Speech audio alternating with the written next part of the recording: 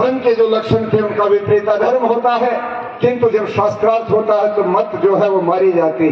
दयानंद की उभा, दयानंद की प्रतिभा, दयानंद की विद्या, दयानंद की आत्मा का बल इतना प्रबल था कि सामने वाला व्यक्ति वैसे ही आधा हो जाता था उनके सामने, वो टिक नहीं सकता था। ईश्वर की ओर से वो इस धरती के ऊपर एक विशेष आत्मा शरीर में धारण करके आई थी।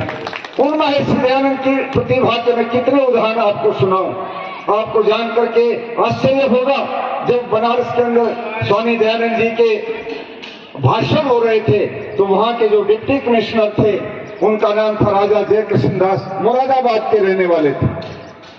वो सुन रहे थे, श्रोताओं में बैठे थे, और जब स्वामी जी का धारावाहिक भाषण हुआ 2-2.5 घंटे तक स्वामी जी बोलते जाते थे। सिंह गर्जना थी, 6 फुट 7 इंच का उनका कद, भव्य चेहरा, तेजस्वी और सीना उभरा हुआ, कौपीन बांधे हुए, पहलवान से भी ज्यादा मजबूत शरीर का धनी वो सन्यासी जब बोल रहा था तो बाद में राजा जय कृष्णदास डिप्टी कमिश्नर आके कहने लगा, महाराज भाषण तो इतना ज्ञान से भरा हुआ था कि इसको हम लोग भी इतना याद नहीं रख सकते जितना सब कुछ बताया, और जो लोग यहाँ सुन नहीं रहे हैं उनको कैसे इन बातों का पता लगेगा।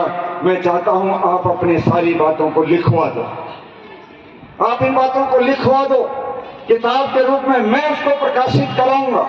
स्वामी दयानंद ने कहा कि मेरे पास लेखक नहीं है जो लिख सके, तुम लेखक की व्यवस्था कर दो, मैं लिखवा सकता हूं।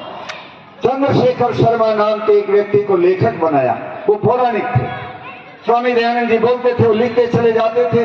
बाद में ज्वाला प्रसाद और भीमसेन, इनको भी लगाया गया।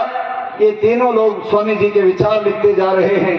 जब बग्गी में बैठ के चलते थे तब भी बोल रहे हैं, जब जहां निवास होता था वहां रखते थे वहां भी बोल रहे हैं। 3.5 महीने के अंदर जून के महीने में लिखना शुरू किया और सितंबर आते आते दुनिया का सबसे ज्यादा अधिक ज्ञान से भरपूर ग्रंथ, कालजयी ग्रंथ, जिसको कभी किसी काल ने नहीं मार सका, सत्यार्थ प्रकाश स्वामी दयानंद ने 500 पृष्ठ का ग्रंथ 3.5 महीने में तैयार करके दिया। वो किसी लाइब्रेरी में बैठ के नहीं लिखा जहां किताबों के रेफरेंस ले लेता आदमी। रिसर्च करने वाले लोग, पीएचडी करने वाले विद्यार्थी यूनिवर्सिटी की लाइब्रेरी से किताबें निकालते हैं, उनमें से उद्धरण लेते हैं, रेफरेंस लेते हैं, बाद में पीछे लिख देते हैं इस किताब से लिया, इस किताब से, जिसको बिब्लियोग्राफी कहते हैं। दयानंद ने कोई बिब्लियोग्राफी नहीं बनाई, दयानंद ने कोई कंसल्ट नहीं की, कोई लाइब्रेरी, जो दिमाग में भरा हुआ ज्ञान था उनका वही लिखते जाते थे। और ज्ञान कितना था उसका एक उदाहरण यह है कि पूरे सत्यार्थ प्रकाश में 1577 श्लोक और मंत्र उद्धृत किए गए हैं। मनुस्मृति के श्लोक ज्यादा हैं, वेद के मंत्र भी हैं, नीतियों के भी हैं, किंतु 1577 है जो उन्होंने जबानी बिना किताबों की सलाह लेकर के लिखवाए और सारे के सारे उसमें डाले।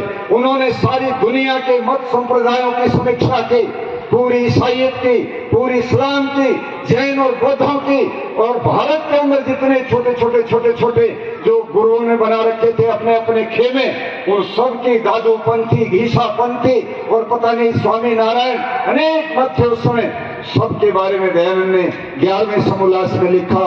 और इस तरह से 10 समोल्लासों में वेद का क्या सिद्धांत है, ईश्वर के क्या नाम होते हैं, गृहस्थ कैसा हो, शिक्षा कैसी हो, वानप्रस्थ संन्यास कैसे हो, राजधर्म का कैसा व्यवस्था होनी चाहिए, इस सृष्टि की उत्पत्ति कैसे होती है, विद्या क्या है, अविद्या क्या है, खान पान में शाकाहार मांसाहार, ये सारे विषय सत्यार्थ प्रकाश के अंदर ऋषि दयानंद ने लिख करके एक ग्रंथ 3.5 महीने में तैयार किया।